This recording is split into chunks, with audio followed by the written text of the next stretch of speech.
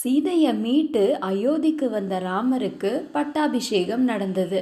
அந்த பட்டாபிஷேகத்தின் போது அவருக்கு சீதையை மீட்க உதவியர்களுக்கு சீதை பல பரிசுகளை கொடுத்தாங்க.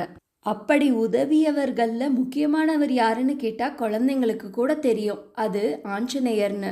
ஆஞ்சநேயருக்கு சீதா பிராட்டி ஒரு விலை உயர்ந்த ரத்தின மாலையை பரிசாக கொடுத்தாங்க.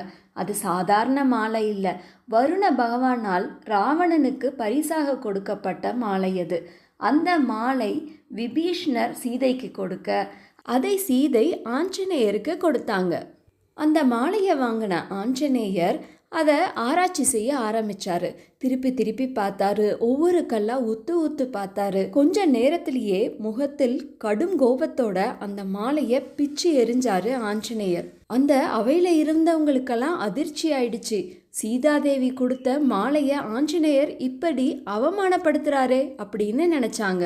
கோபத்துல இருந்த ஆஞ்சநேயர் கிட்ட அந்த அவையில இருந்த ஒருத்தர் தைரியத்தை வரவழைச்சுக்கிட்டு கேட்க ஆரம்பிச்சாரு, ஏன் இப்படி இந்த மாலையை பிச்சு எரிஞ்சிட்ட அப்படின்னு. அதற்கு ஆஞ்சநேயர் ஒரு பதில் கொடுத்தாரு பாருங்களேன். அவரோட ராம பக்தி அந்த பதில்லையே தெரிஞ்சது.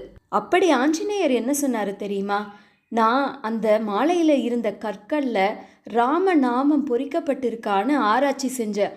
ஆனால் அதில் ஒரு கல்லில் கூட ராமரோட பெயர் பொறிக்கப்படவே இல்லை. அப்படி ராமநாமம் இல்லாத எந்த பொருளாக இருந்தாலும் அதனால எனக்கு என்ன பயன்? அது என்ன பொறுத்த வரைக்கும் மட்டமான ஒரு பொருள் தான் அப்படின்னு சொன்னார் ஆஞ்சநேயர்.